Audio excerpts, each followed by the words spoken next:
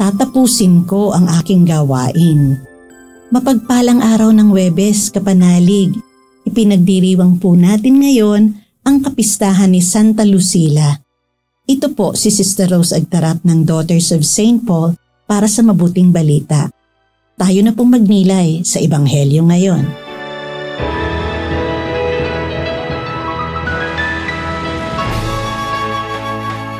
Dumating ang ilang Pariseo at binalaan siya. Umalis ka rito at pumunta ka sa ibang lugar.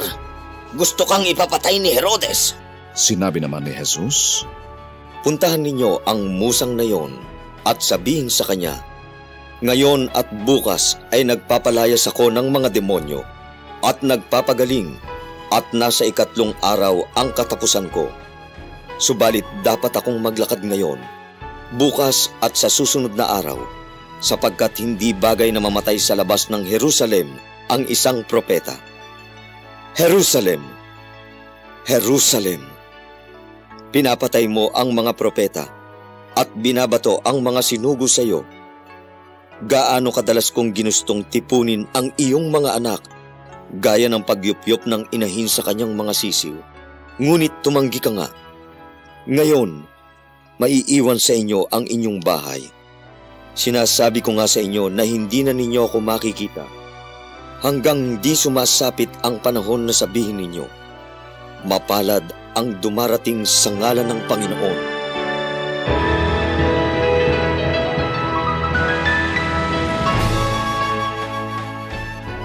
Ibinahagi po ni Sister Tess Espina ng Daughters of St. Paul ang ating pagninilay.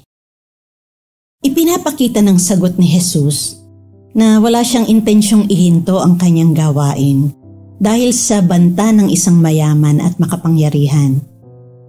Nakatuon siya sa kanyang misyon na magbigay ng pag-asa sa nawawalan ng pag-asa, pagalingin ang mga may sakit at palayain ang mga inaalihan ng masasamang espiritu.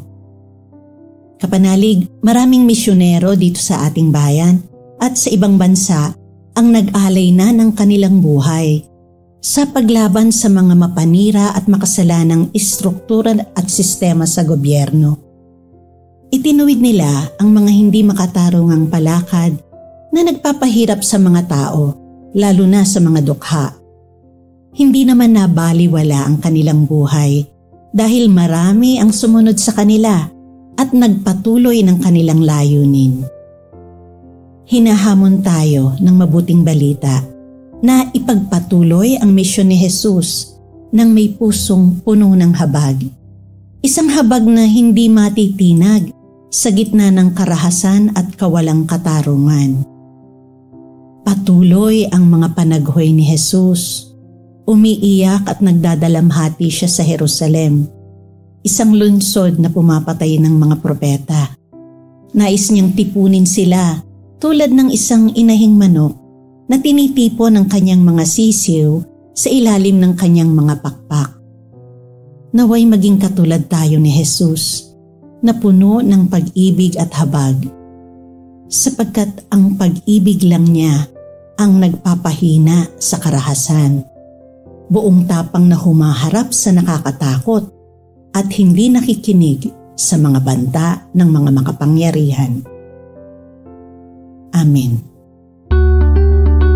Mga kapanalig, suportahan po ninyo ang aming misyon.